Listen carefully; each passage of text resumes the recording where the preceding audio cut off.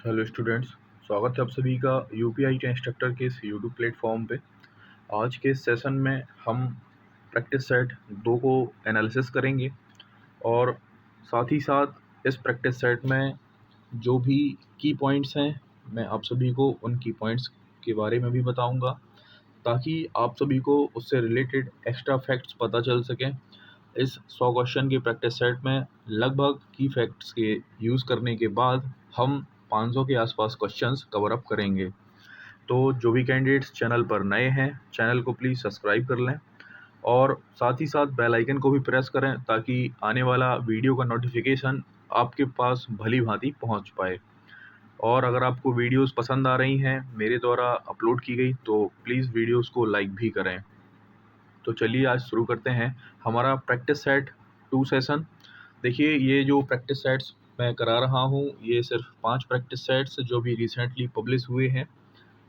Market में एक book आई है, उसका मैं नाम तो नहीं ले सकता, लेकिन यकीन मानिए मैं कोशिश यही कर रहा हूँ कि आप सभी के पास मैक्सिमम से मैक्सिमम डाटा मैं पहुँचा सकूँ, वो भी फ्री ऑफ कॉस्ट। इसीलिए ये जो प्रैक्टिस सेट्स हैं, जो 5 प्रैक्टिस सेट्स मार्केट में आए हैं, हम इन सेशन में, आने वाले सेशंस में भी उन प्रैक्टिस सेट्स को एनालिसिस करेंगे। ये प्रैक्टिस सेट्स पार्ट 2 है। तो समय को अब ज़्यादा बर्बाद ना करते हुए हम अपनी क्लास शुरू करते हैं। देखिए, पहले हम पार्ट 1 में एनालिसिस करेंगे 60 क्वेश्चंस का, जो कि रोजगार कौशल के अंतर्गत आपके सिलेबस में दिए गए हैं।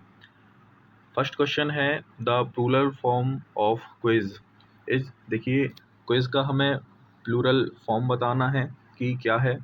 तो देखिए, क्विज का जो प्लूरल फॉर्म होता है वो क्विजेज होता है, QUIZZES, यानी ऑप्शन नंबर बी इसका राइट आंसर है। नेक्स्ट क्वेश्चन है the plural of furniture is. Furniture का प्लूरल बताना है, यानी कि बहुवचन बताना है। तो देखिए, फर्नीचर का जो प्लूरल होता है वो होता है फर्नीचर, यानी कि option number C FURNITURE। Option number C आपका सही जवाब है। नेक्स्ट क्वेश्चन है identify the correct tense in the following sentence, यानी आपको एक करेक्ट टेंस की फॉर्म बतानी है कि आपको ये जो टेंस दिया गया है वो आखिरकार किस फॉर्म में है। तो when I went they were packing their bags, जब मैं वहाँ गया तो वो अपने बैग को पैक कर रहे थे। आपको बताना है कि ये टेंस की कौन सी फॉर्म में है। तो देखिए, when I went they were packing their bags, यहाँ पर पास्ट कंटिन्यूअस टेंस है, इसीलिए ये जो इसका आंसर है वो है option number B, past continuous right answer है। नेक्स्ट क्वेश्चन है change the following sentence into present continuous tense. आपको एक टेंस दिया गया है, आपको इसे प्रेजेंट कंटिन्यूअस में चेंज करना है। प्रेजेंट कंटिन्यूअस की अगर हम बात करें तो आपको पता ही होगा कि इज एम आर का यूज़, साथ ही साथ ING फॉर्म यूज़ होती है वर्ब की। तो देखिए, plumber fixes the broken pipes, तो इसका जो प्रेजेंट कंटिन्यूअस बनेगा वो होगा ये plumber is fixing the broken pipes. तो इसका ये राइट आंसर है, यानी ऑप्शन नंबर डी फोर्थ का राइट आंसर है। नेक्स्ट क्वेश्चन है choose the correctly punctuated sentence from the following option. आपको यहाँ पंचुएशन का एक क्वेश्चन दिया गया है, आपको इसमें बताना है कि जो कौन सा टेंस है जो करेक्टली पंचुएटेड है। The bridge was inaugurated by the CM। तो देखिए, आपको इस टेंस में बताना है कि कौन सा प्रॉपरली पंचुएटेड है। तो देखिए, फिफ्थ का है option number A, the bridge was inaugurated by the CM, एकदम करेक्टली पंचुएटेड है, इसीलिए ये इसका राइट आंसर है। नेक्स्ट आगे 20 सवाल हम कंप्यूटर से रिलेटेड देखेंगे। तो देखिए, कंप्यूटर के सभी हार्डवेयर की जांच निम्न में से कौन करता है। तो देखिए, कंप्यूटर के सभी हार्डवेयर की जांच BIOS की अगर फुल फॉर्म की मैं बात करूं तो बेसिक इनपुट आउटपुट सिस्टम, इसके द्वारा हार्डवेयर की जो है जांच की जाती है। तो ऑप्शन नंबर ए इसका राइट आंसर है। नेक्स्ट क्वेश्चन है डिस्क और टेप ड्राइविंग मुख्यतः निम्न में से प्रयुक्त होते हैं। तो देखिए, इस क्वेश्चन का जो राइट आंसर है डिस्क और टेप ड्राइव। मैंने आपको कल भी बताया था, आज भी फिर बता रहा हूँ कि डिस्क और टेप ड्राइव हमारी सेकेंडरी स्टोरेज डिवाइसेस के अंतर्गत कंसीडर की जाती हैं। सेकेंडरी स्टोरेज डिवाइसेस वे होती हैं जो हम किसी भी सिस्टम में बाहरी तौर पर इंसर्ट करके उन्हें यूज़ कर सकते हैं अपने किसी भी डाटा को स्टोर करने के लिए, और फिर उस स्टोर किए गए डाटा को उस डिवाइसेस की मदद से किसी अदर कंप्यूटर में हम ऑपरेट करा सकते हैं। तो ये सेकेंडरी स्टोरेज डिवाइसेस कहलाती हैं, जिनके अंतर्गत सीडी, डीवीडी, मेमोरी कार्ड इत्यादि आते हैं। नेक्स्ट क्वेश्चन है, मैग्नेटिक टेप किस प्रकार की मेमोरी है? तो देखिए, मैग्नेटिक टेप एक एक्सटर्नल मेमोरी होती है। ये भी सेकेंडरी स्टोरेज डिवाइसेस के अंतर्गत कंसीडर की जाती है। तो मैग्नेटिक टेप बाहरी मेमोरी है। बाहरी मेमोरी क्यों हम ऐसे कह रहे हैं? क्योंकि ये कंप्यूटर में इनबिल्ट नहीं होती है। कंप्यूटर में हम इसे इंसर्ट कर सकते हैं और उस कंप्यूटर से निकाल कर किसी अदर कंप्यूटर में भी इंसर्ट कर सकते हैं, इसीलिए हम इसे बाहरी मेमोरी कहते हैं। Next question, question number 9। देखिए, निम्नलिखित में से कौन सा ओपन सोर्स सॉफ्टवेयर नहीं है? देखिए, पहले मैं आपको ओपन सोर्स सॉफ्टवेयर्स के बारे में बता दूं कि देखिए, वे ओपन सोर्स सॉफ्टवेयर वे होते हैं जो फ्री ऑफ कॉस्ट हमें इंटरनेट पर यूज़ करने के लिए दिए जाते हैं। इन्हें हम ओपन सोर्स सॉफ्टवेयर कहते हैं। इनमें हम किसी भी प्रकार का अपने अकॉर्डिंग चेंजेस कर सकते हैं। चूँकि ओपन सोर्स सॉफ्टवेयर की कोई प्रोप्राइटर नहीं होती, इसीलिए इसे ओपन सोर्स कहा जाता है। जबकि पेड सोर्स सॉफ्टवेयर को क्लोज्ड सॉफ्टवेयर भी कहा जाता है या क्लोज्ड सोर्स सॉफ्टवेयर भी कहा जाता है। इनका एक पर्टिकुलर फॉर्म में प्रोप्राइटर होता है, जैसे कि MS ऑफिस। इसका ये जो है पेड सॉफ्टवेयर है। तो अगर हम इस क्वेश्चन में बात करें तो ओपन सोर्स सॉफ्टवेयर नहीं है। तो देखिए, ओपन सोर्स सॉफ्टवेयर की कंडीशन में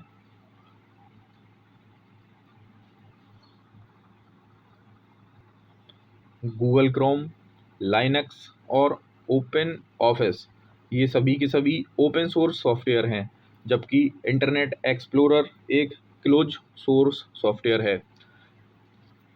तो इसका राइट आंसर है ओपन सोर्स सॉफ्टवेयर नहीं है, तो वो है इंटरनेट एक्सप्लोरर। नेक्स्ट क्वेश्चन है क्वेश्चन नंबर 10। निम्नलिखित में से कौन सा ऑपरेटिंग सिस्टम नहीं है? देखिए, C++ एक ऑपरेटिंग सॉफ्टवेयर नहीं है। OS X, विंडोज़ 7 और DOS ऑपरेटिंग सिस्टम है, जबकि C++ एक प्रोग्रामिंग लैंग्वेज है। यह सी भाषा का एक देखिए, ये सी भाषा की जो है एक उन्नत रूप है, यानी कि जिसमें मॉडिफिकेशन करने के बाद C++ डिज़ाइन की गई है। सी भाषा की अगर हम विकास की बात करें तो इसे डेनिस रिची ने डेवलप किया था। ये बेल टेलीफोन लेबोरेटरी में 1972 में ये डेवलप की गई थी। इसका उद्देश्य यूनिक्स संचालन का निर्माण करना था, यानी कि यूनिक्स ऑपरेटिंग सिस्टम के लिए इसको ऑपरेट कराना था इसका प्राइमरी उद्देश्य। नेक्स्ट क्वेश्चन है, कंप्यूटर प्रोसेसर का मूल लक्ष्य है डाटा को डैश में परिवर्तन करना। तो देखिए, कंप्यूटर प्रोग्राम प्रोसेस का जो मूल लक्ष्य है डाटा को सूचना में परिवर्तित करना। कंप्यूटर प्रोसेस का मूल लक्षणों में इसका जो प्राइमरी काम है वो किसी भी डाटा को जो आप उसमें इंसर्ट करते हैं उन्हें सूचनाओं में परिवर्तित करना होता है। इनमें सूचनाएं किसी भी फॉर्म में हो सकती हैं, जैसे डिजिटल फॉर्म में भी हो सकती हैं और किसी अदर फॉर्म में भी हो सकती हैं, जिसे प्रोसेसर उसे एक्सेस कर पाता है। नेक्स्ट क्वेश्चन है, निम्नलिखित में से कौन सा कंप्यूटर नेटवर्क नहीं है? तो देखिए, एक कंप्यूटर नेटवर्क की अगर मैं बात करूं तो देखिए, इसके अंतर्गत लैन, मैन और वैन आते हैं। ये सभी नेटवर्क के उदाहरण हैं। वहीं अगर हम बात करें connectivity range of this network की, तो देखिए, लैन की जो कनेक्टिविटी नेटवर्क की जो रेंज है वो है 2 मीटर। वहीं मैन की जो कनेक्टिविटी रेंज है वो 10 मीटर और थोड़ा इससे आसपास भी हो सकती है। और वहीं वैन की वाइड एरिया नेटवर्क की अगर मैं बात करूं तो इसकी all around the world connectivity network है। तो इसमें थोड़ा हिंदी भाषा थोड़ा ज़्यादा है, जब आप एग्ज़ाम देंगे तो वहाँ आपको हिंदी और इंग्लिश दोनों में एग्ज़ाम देखने को मिलेगा। तो वहाँ आप जो थोड़ा कन्फ्यूजन है आपका कम हो जाएगा। जैसे विस्तृत क्षेत्र नेटवर्क को वाइड एरिया नेटवर्क कहा जाता है, वहीं स्थानीय क्षेत्र नेटवर्क को लोकल एरिया नेटवर्क, और वहाँ महानगरीय क्षेत्र नेटवर्क को मेट्रोपॉलिटन एरिया नेटवर्क कहते हैं। तो ये सभी नेटवर्क के उदाहरण हैं, परंतु व्यक्तिगत नेटवर्क कोई नेटवर्क नहीं होता है। नेक्स्ट क्वेश्चन है, दिए गए विकल्पों में से विषम को ज्ञात करें। तो देखिए इसमें आपको विषम बताना है, ऑड बताना है कि कौन सा है। Internet explorer, Chrome, wing, Firefox. तो देखिए विंग इसमें सर्च इंजन है, जबकि इंटरनेट एक्सप्लोरर, क्रोम तथा फायरफॉक्स ये सभी वेब ब्राउज़र हैं। Wing application program interface API developers को प्रोग्रामेटिक रूप से प्रश्नों को प्रस्तुत करने और विंग इंजन द्वारा परिणाम प्राप्त करने में सक्षम बनाता है। विंग एप्लीकेशन प्रोग्राम एपीआई का यूज़ किन्हीं प्रोटोकॉल्स के साथ होता है। मैं आपको वो प्रोटोकॉल्स भी बता देता हूँ, जैसे कि XML एक्सटेंसिबल मार्कअप लैंग्वेज, इसका फुल फॉर्म है, आपको याद रखना है। JSON यानी कि जावा स्क्रिप्ट ऑब्जेक्ट नोटेशन, ये भी आपको याद रखना है। और SOAP simple object access protocol, ये सभी जो है विंग सर्च इंजन के अंतर्गत यूज़ होने वाली API प्रोटोकॉल्स हैं। इन्हीं के द्वारा विंग सर्च इंजन काम करता है। नेक्स्ट है, निम्नलिखित में से कौन सा ग्राफिकल वेब ब्राउज़र विकसित किया गया है। तो देखिए सफारी एक ग्राफिकल वेब ब्राउज़र है जिसे एप्पल द्वारा विकसित किया गया है। एप्पल ने सफारी का नया संस्करण सफारी 4 लॉन्च कर रखा है। सफारी 4 में नए नाइट्रो इंजन्स का यूज़ किया जाता है, ताकि आपकी जो भी सर्चिंग प्रोसेस है वो काफ़ी स्मूथ और काफ़ी फास्ट हो सके। नेक्स्ट क्वेश्चन है, वेबसाइट का यूनिक नाम होता है जो वेब पर एक विशिष्ट डेस्क का अभिनिर्धारण करती है। तो देखिए वेबसाइट एक यूनिक नाम होता है जो वेब पर एक विशिष्ट वेबसाइट का अभिनिर्धारण करती है। यह इंटरनेट पर सर्विस का एक सिस्टम है जो HTML यानी हाइपरटेक्स्ट मार्कअप लैंग्वेज पर कार्य करती है। नेक्स्ट क्वेश्चन है, संलेख का यूज़ ईमेल प्राप्त करने के लिए किया जाता है। तो कौन सी संलेख का यूज़ जो है ईमेल प्राप्त करने के लिए किया जाता है। तो देखिए POP3 जो है ईमेल प्राप्त करने के लिए इसे प्रायोरिटी दी जाती है। तो देखिए थोड़ा सा मैं आपको इसके बारे में बता देता हूँ। ईमेल की एक्चुअली में क्या दो प्रोटोकॉल्स होती हैं, एक होती है सेंडिंग मेल प्रोटोकॉल, एक होती है रिसीव मेल प्रोटोकॉल। चूँकि सेंडिंग मेल प्रोटोकॉल है इसीलिए हम इसे पुश प्रोटोकॉल भी कहते हैं, और जबकि रिसीव मेल प्रोटोकॉल है इसे हम पुल प्रोटोकॉल भी कहते हैं। रिसीव मेल प्रोटोकॉल को दो पार्ट्स में डिवाइड किया गया है, POP3 और IMAP। POP3 को हम पोस्ट ऑफिस प्रोटोकॉल भी कहते हैं, यानी पोस्ट ऑफिस प्रोटोकॉल 3, जबकि IMAP को हम इंटरनेट मैसेज एक्सेस प्रोटोकॉल कहते हैं। अब देखिए POP3 और IMAP की अगर मैं बात करूं तो POP3 को आप हर केसेस में प्रायोरिटी देंगे, क्योंकि POP3 प्रोटोकॉल एक बार में एक जगह पर यूज़ हो सकती है, इसीलिए POP3 प्रोटोकॉल सबसे बेहतर है और सबसे ज़्यादा यूज़ होने वाली प्रोटोकॉल है। तो इसका राइट आंसर है POP3। नेक्स्ट क्वेश्चन है, क्वेश्चन नंबर 17, उस फाइल को क्या कहते हैं जो ईमेल से जुड़ी होती है और ईमेल प्राप्त करने वाले को भेजी जाती है। तो देखिए 17 नंबर क्वेश्चन का आंसर है अटैचमेंट। अटैचमेंट में जो भी आप फाइल्स वगैरह होती हैं, जैसे कि आपका वॉइस नोट या आपका PDF या आपका कोई फ़ोटोज़ जो JPG फॉर्म में, PNG फॉर्म में, किसी भी फॉर्म में हो सकता है, ये अटैचमेंट फ़ाइल होती हैं जो कि ईमेल से जुड़ी होती हैं और ईमेल प्राप्त करने वाले को भेजी जाती हैं ईमेल सेंडर के द्वारा। तो इन्हें हम अटैचमेंट कहते हैं। इसका राइट आंसर है option number D. Next question है, वर्ड में यूज़र द्वारा सिलेक्टेड टेक्स्ट के सेंटरिंग के लिए शॉर्टकट की क्या है। यानी कि देखिए, आपको कोई जो टेक्स्ट है आपने टाइप कर रखा है, अब आप चाहते हैं कि आप उसे सेंटर में लेकर आएँ, तो इसके लिए आप कंट्रोल+E का यूज़ करके आप उस टेक्स्ट को MS वर्ड में सेंटर में ला सकते हैं।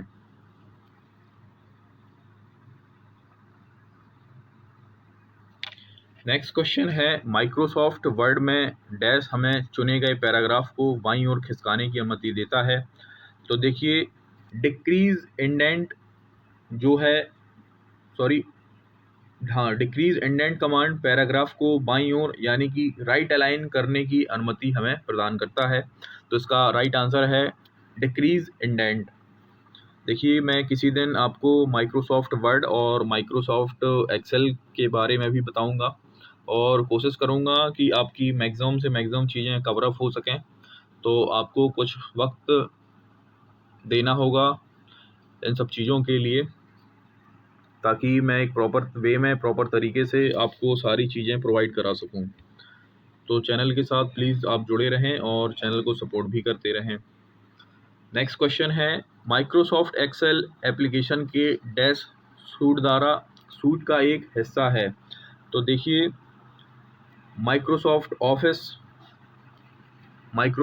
एक्सेल एप्लीकेशन के एक सूट का एक हिस्सा है, क्योंकि Microsoft Excel MS office application के एक सूट का हिस्सा है।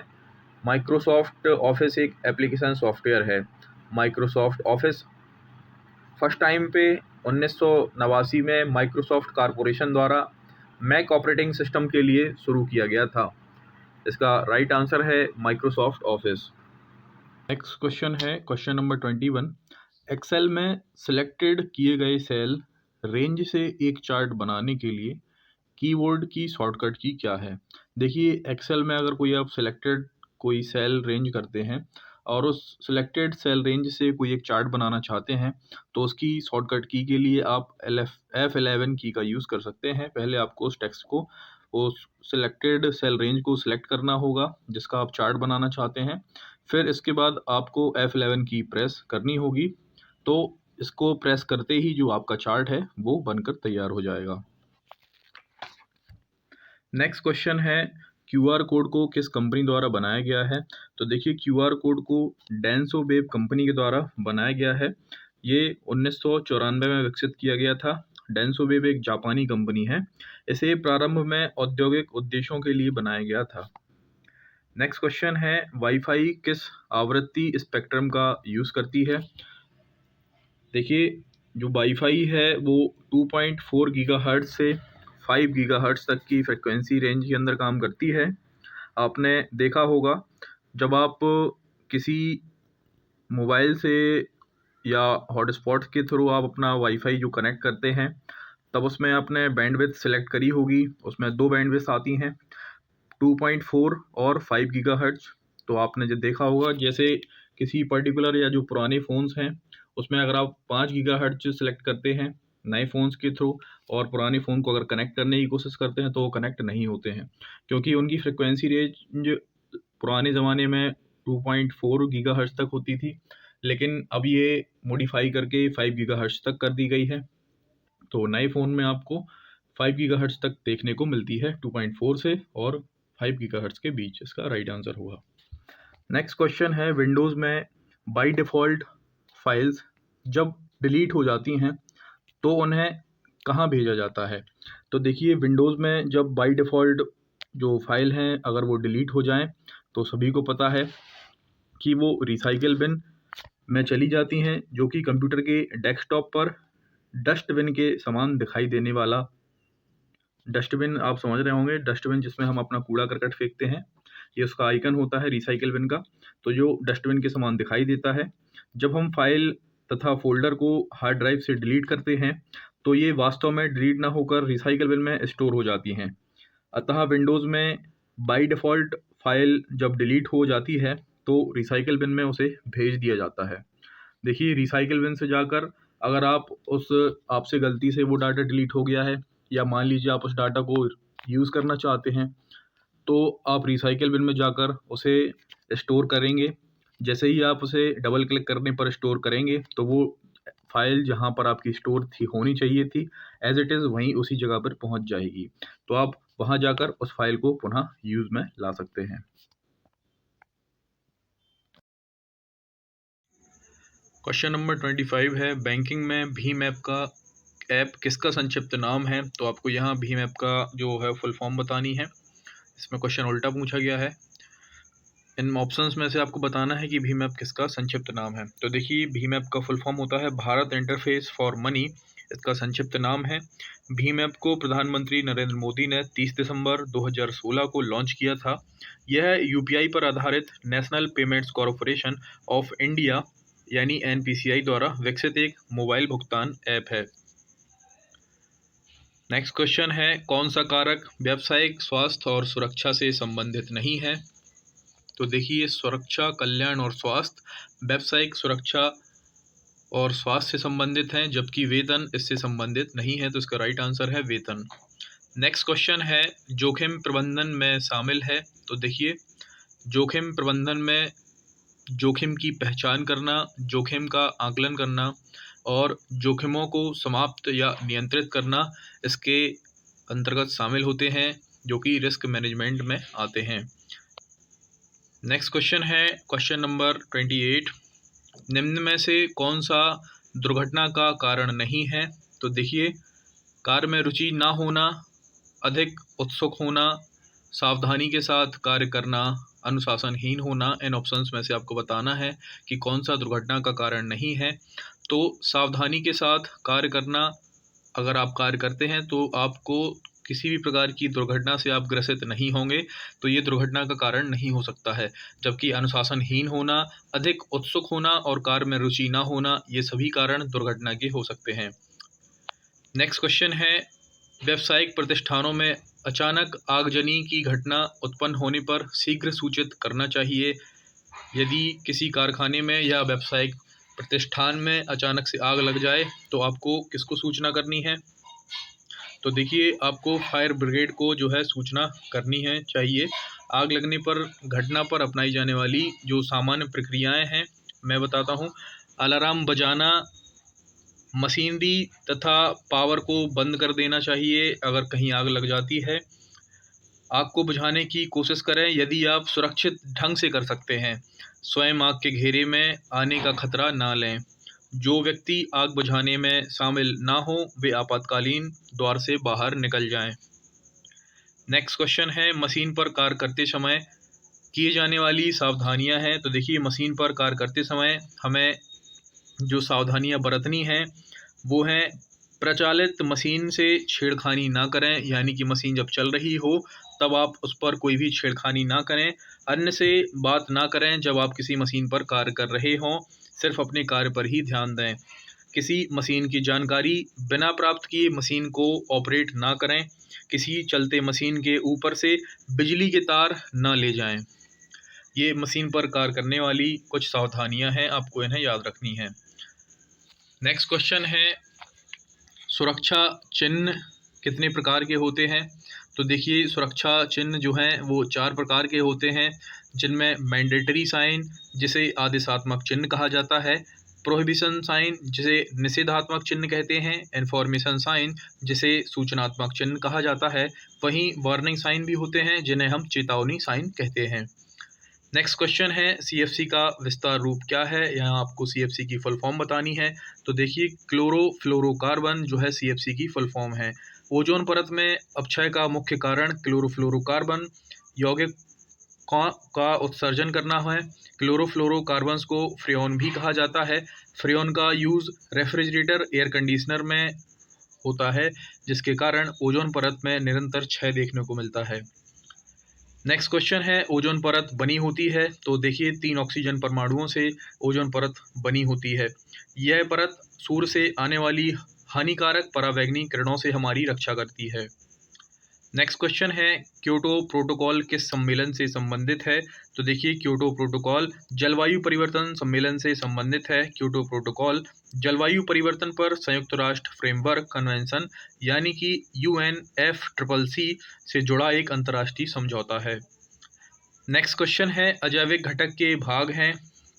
तो देखिए, अजैविक घटक के तीन भाग होते हैं, कार्बनिक घटक, अकार्बनिक घटक तथा भौतिक घटक। इनमें कार्बनिक घटक, भौतिक घटक और अकार्बनिक घटक तीनों अजैविक घटक के अंतर्गत आते हैं, इसीलिए उपर्युक्त सभी इसका राइट आंसर है। नेक्स्ट क्वेश्चन है, कार्यस्थल पर महिलाओं के साथ यौन उत्पीड़न अधिनियम के अनुसार निम्नलिखित में से किस कार्य को यौन उत्पीड़न कहा जा सकता है? तो देखिए, कार्यालय के कैबिन में बैठक को यौन उत्पीड़न नहीं कहा जा सकता, क्योंकि यह आधिकारिक काम का हिस्सा है। ये गतिविधियां यौन उत्पीड़न के अंतर्गत नहीं आती।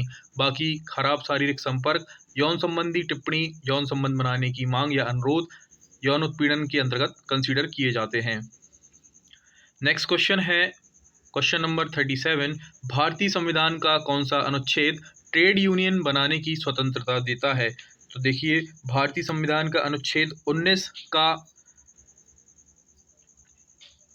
क्लॉज 1 तथा सब क्लॉज सी सभी को संघ या यूनियन बनाने का अधिकार देता है। ट्रेड यूनियन अधिनियम 1926 को 2001 में संशोधित किया गया। इसमें शासन और ट्रेड यूनियनों के समान अधिकारों के नियम शामिल हैं। इसका राइट आंसर है option number B. Next question है, अपने रोजगार की शर्तों को बनाए रखने या सुधारने के उद्देश्य से इनमें से क्या श्रमिकों का एक संघ है? तो देखिए, अपने रोजगार की शर्तों को बनाए रखने या सुधारने के उद्देश्य से व्यापार संघ श्रमिकों का एक संघ है, जो कि रोजगार की शर्तों को बनाए रखता है, साथ ही साथ उन कंडीशंस और टर्म्स को सुधारने का काम भी करता है व्यापार संघ। नेक्स्ट क्वेश्चन है, क्वेश्चन नंबर 39, भारतीय कारखाना अधिनियम के अनुसार महिला श्रमिक कारखाने में किस अवधि में कार्य कर सकती है? मोस्ट फेवरेबल क्वेश्चन है इसके लिए, आईटी इंस्ट्रक्टर के लिए। तो जो कारखाना में महिला श्रमिक कारखाने की अवधि में कार्य, देखिए यहाँ क्वेश्चन दो टाइप से पूछा जा सकता है कि किस अवधि में महिला कार्य कर सकती है और किस अवधि में महिला कार्य नहीं कर सकती है। तो पहले हम बात करेंगे कौन सी अवधि है जिसमें महिला काम कर सकती है। तो सुबह 6 बजे से लेकर शाम को 7 बजे तक की अवधि में कोई भी महिला किसी कारखाने में काम कर सकती है, यानी इसका सी ऑप्शन राइट है। अब वहीं हम बात करें महिला कारखाने में किस अवधि में काम नहीं कर सकती है, तो शाम को 7 बजे से लेकर सुबह के 6 बजे तक की अवधि में कोई भी महिला किसी कारखाने में काम नहीं कर सकती। तो ये चीज़ आपको याद रखनी है। मैं बताना चाहूँगा कि जो भी एस्पिरेंट हमारे चैनल पर नए हैं, प्लीज़ चैनल को सब्सक्राइब कर लें और साथ ही साथ बेल आइकन को भी प्रेस करें, ताकि जो भी प्रैक्टिस सेट्स मैं आपको प्रोवाइड करा रहा हूँ और जो भी इम्पोर्टेंट मटेरियल मैं आपको इस यूट्यूब प्लेटफॉर्म पे प्रोवाइड करा रहा हूँ, आप सभी तक उसकी नोटिफिकेशन सुनिश्चित और भली भांति तौर पर आपको पहुँच सके। साथ ही साथ अगर आपको वीडियोस पसंद आ रही हैं तो वीडियोस को भी शेयर करें और लाइक करें। आप हमसे अगर जुड़ना चाहते हैं तो आप हमारे टेलीग्राम चैनल यूपीआईटी इंस्ट्रक्टर से 2022 डायरेक्टली टेलीग्राम पर सर्च कर हमसे जुड़ सकते हैं। नेक्स्ट क्वेश्चन है, क्वेश्चन नंबर 40, अखिल भारतीय नियोजक संगठन की स्थापना की गई थी? तो देखिए, अखिल भारतीय नियोजक संगठन की स्थापना वर्ष 1932 में की गई। ऑप्शन नंबर सी राइट है। क्वेश्चन नंबर 41, औद्योगिक संबंध को प्रभावित करने वाले कारक कौन कौन से हैं से नहीं हैं? तो देखिए, औद्योगिक संबंध को प्रभावित करने वाले कारक व्यक्तिगत कारण नहीं हो सकते हैं, जबकि आर्थिक कारण, वैश्विक कारण और सामाजिक कारण हमारे औद्योगिक संबंध को प्रभावित कर सकते हैं। नेक्स्ट क्वेश्चन है, अनुशासनहीनता संबंधित है? तो देखिए, अनुशासनहीनता आदर्श परिवेदना कार्यविधि से संबंधित होती है। इसका राइट आंसर है ऑप्शन नंबर सी। नेक्स्ट क्वेश्चन है, संयुक्त प्रबंध परिषद को अधिकार प्राप्त है? तो देखिए, संयुक्त प्रबंध परिषद को अधिकार प्राप्त हैं सूचनात्मक, परामर्शी और प्रशासनिक। उपयुक्त सभी इसका राइट आंसर है। नेक्स्ट क्वेश्चन है, भारतीय श्रम सम्मेलन का अध्यक्ष होता है? तो देखिए, भारतीय श्रम सम्मेलन का अध्यक्ष केंद्रीय श्रम मंत्री होता है। वर्तमान में केंद्रीय श्रम मंत्री श्री भूपेंद्र यादव जी हैं, आपको याद रखना है। क्वेश्चन नंबर 45, भारतीय कारखाना अधिनियम के नए संशोधनों के अनुसार काम के घंटे या ओवरटाइम सहित प्रत्येक माह में कितने घंटे से अधिक नहीं करना चाहिए? तो प्रत्येक सप्ताह में कितने घंटे से मैक्सिमम नहीं हो सकते? तो देखिए, आप सभी ने पढ़ रखे होंगे कि भारतीय कारखाना अधिनियम के नए संशोधनों के अनुसार काम के घंटे ओवरटाइम सहित, अगर आप देखिए, सिर्फ अगर मैं नॉर्मल काम के घंटों की बात करूं, वर्किंग आवर्स की, तो एक वीक में 48 आवर्स से ज़्यादा नहीं हो सकते हैं। वहीं अगर हम ओवर टाइम को ऐड करने के बाद अगर हम बात करते हैं वीकली वर्किंग आवर्स की, तो वो 60 घंटे से अधिक नहीं करा सकते हैं। एक सप्ताह में 12 घंटे से अधिक ओवर टाइम आप नहीं करा सकते। तो ऐसे 48 प्लस 12 ओवरऑल 60 घंटे आपके कंसीडर किए जाते हैं। देखिए, ओवर टाइम या हो या कोई भी वीकली वर्किंग आवर्स हो या डेली वर्किंग आवर्स हो, इसमें आप जो आपकी रेस्ट के दौरान के जो वर्किंग आवर्स हैं, उन्हें कंसीडर नहीं किया जाता, सिर्फ आपके वर्किंग आवर्स ही काउंट होते हैं। क्वेश्चन नंबर 46, कर्मचारी राज्य बीमा अधिनियम 1948 न्यूनतम कितने कर्मचारी होने पर लागू होता है? तो ये कर्मचारी राज्य बीमा अधिनियम 1948 न्यूनतम जो है 10 कर्मचारी होने पर लागू होता है। प्रशिक्षु एवं उनके प्रशिक्षण के लिए निर्धारित योग्यता है कि यानी कितने साल से आपका जो प्रशिक्षण है आप उसमें पार्ट ले सकते हैं, तो वो है 14 साल, यानी ऑप्शन नंबर सी राइट है। नेक्स्ट क्वेश्चन है, श्रमिकों को मुआवजा देने के लिए कौन सा अधिनियम लागू किया गया? तो देखिए, श्रमिकों को मुआवजा देने के लिए श्रमिक क्षतिपूर्ति अधिनियम लागू किया गया है। देखिए, आज के सेशन में जो आपको नॉर्मल क्वेश्चन देखने को मिल रहे हैं, सेम ऐसे ही क्वेश्चन आपके एग्जाम में भी पूछे जाएंगे, इसीलिए आप ज़्यादा हाइपर ना हो और ज़्यादा ही आप प्रेशराइज ना हो, रिलैक्स होके पढ़ें, चिल करके पढ़ें और मस्ती से पढ़ें। क्वेश्चन नंबर है 49। देखिए, 48 का आंसर है डी, और 49 की अगर हम बात करें, कर्मचारी राज्य बीमा निगम का प्रधान कार्यालय है, तो देखिए इसका प्रधान कार्यालय नई दिल्ली में अवस्थित है। नेक्स्ट क्वेश्चन है, भारत में पहला कारखाना अधिनियम बनाया गया था? तो देखिए, भारत में पहला कारखाना अधिनियम 1881 में बनाया गया था। नेक्स्ट क्वेश्चन है, कर्मकार क्षतिपूर्ति का भुगतान नहीं करने की स्थितियां क्या हैं? तो देखिए, कर्मचार क्षतिपूर्ति का भुगतान नहीं करने की स्थितियां हैं, अगर श्रमिक शराब या नशीली मादक वस्तु के प्रभाव में दुर्घटनाग्रस्त होता है, तब उसको कोई भी भुगतान नहीं किया जाएगा। जानबूझकर सुरक्षा नियमों का अगर वो उल्लंघन करता है, तब उसको कोई भुगतान नहीं किया जाएगा। जानबूझकर सुरक्षा उपकरण का उल्लंघन करने की दुर्घटना होने पर भी उसका कोई भुगतान नहीं किया जाएगा। यानी कि उपर्युक्त सभी स्थिति में कर्मचारी क्षतिपूर्ति का भुगतान नहीं किया जाएगा। नेक्स्ट क्वेश्चन है, बाल श्रम प्रतिषेध एवं विनियमन अधिनियम लागू किया गया था? तो देखिए, बाल श्रम जो अधिनियम है वो 23 दिसंबर 1986 को लागू किया गया था। नेक्स्ट क्वेश्चन है, रोजगार एवं श्रम मंत्रालय भारत सरकार के प्रमुख कार्य क्या हैं? तो देखिए, रोजगार एवं श्रम मंत्रालय भारत सरकार के जो कार्य हैं उनमें बंधुआ मजदूरों के पुनर्वास में सहायता करना, राष्ट्र के आर्थिक विकास हेतु सभी वर्गों के श्रमिकों को शिक्षित करना, कर्मचारी भविष्य निधि संगठन और कर्मचारी राज्य बीमा निगम द्वारा सामाजिक सुरक्षा योजनाओं की निगरानी करना, ये रोजगार एवं श्रम मंत्रालय भारत सरकार के प्रमुख कार्य हैं। नेक्स्ट क्वेश्चन है, द्वितीय राष्ट्रीय श्रम आयोग यानी कि second national commission on labour किसकी अध्यक्षता में गठित हुआ था? तो देखिए, ये जो गठित हुआ था रविंद्र वर्मा जी की अध्यक्षता में गठित हुआ, इसका राइट आंसर है option number B. Next question है, औद्योगिक संबंध संहिता 2020 ऐसे प्रतिष्ठानों पर लागू होती है जिनमें कम से कम श्रमिक हों? तो देखिए, औद्योगिक संबंध संहिता 2020 ऐसे प्रतिष्ठानों पर लागू होती है जिनमें कम से कम 300 श्रमिक हों, इसका राइट आंसर है ऑप्शन नंबर सी। नेक्स्ट क्वेश्चन है, पीडीसीए चक्र में पी का क्या अर्थ है? हमने आपको लास्ट क्लास में बताया था, कल के सेशन में ये फुल फॉर्म भी बताई थी कि प्लान डू चेक एक्ट, ये इसकी फुल फॉर्म होती है, वहीं पी का अर्थ है प्लान, यानी ऑप्शन नंबर सी इसका राइट आंसर है। नेक्स्ट क्वेश्चन है, ISO 9001 पंजीकरण में अंतिम चरण क्या है? तो देखिए, ISO 9001 पंजीकरण में अंतिम चरण है प्रमाणन और लेखा परीक्षा। ISO 9001 मानक डिजाइन विकास उत्पादन संस्थान और सर्विसिंग में गुणवत्ता आश्वासन के लिए लागू होता है, इसका राइट आंसर है ऑप्शन नंबर सी प्रमाणन और लेखा परीक्षा। नेक्स्ट क्वेश्चन है, क्वेश्चन नंबर 58, निम्नलिखित में से कौन सा एक गुणवत्ता की विशेषता नहीं है?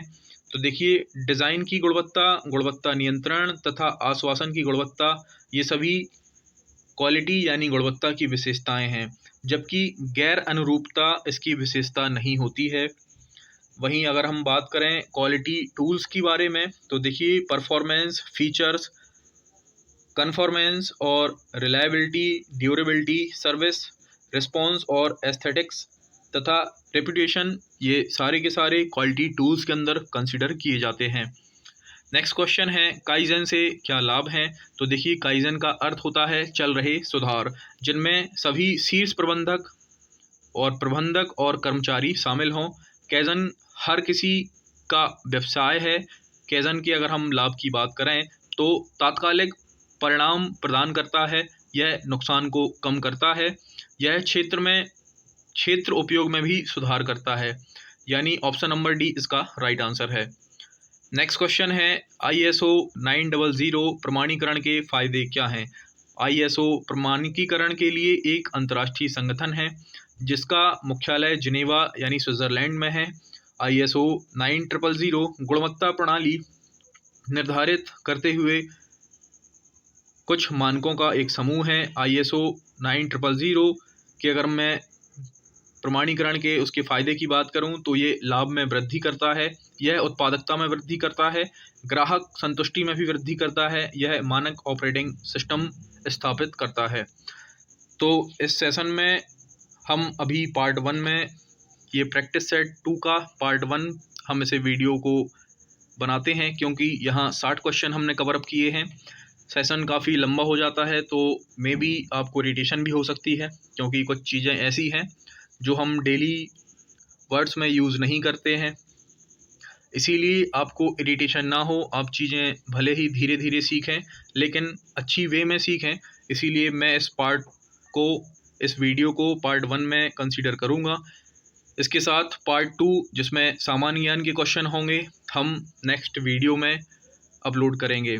तो जो भी कैंडिडेट्स पार्ट 2 वीडियो देखना चाहते हैं जिसमें सामान्य ज्ञान से संबंधित 40 प्रश्न होंगे जो आपके अनुदेशक भर्ती परीक्षा में पूछे जाएंगे, इस पार्ट 2 वीडियो में अगले में हम कवर अप करेंगे। तो अभी पार्ट 1 वीडियो में हम 60 क्वेश्चन तक ही रहने देते हैं। तो जो भी कैंडिडेट्स नए हैं प्लीज़ चैनल को सब्सक्राइब कर लें और हमसे जुड़ने के लिए हमारे Telegram group UPI test instructor 2022 को डायरेक्टली सर्च करके उस पर आप ज्वाइन कर सकते हैं। तो चैनल के साथ बने रहें, चैनल को सब्सक्राइब जरूर करें। Thank you so much, good day.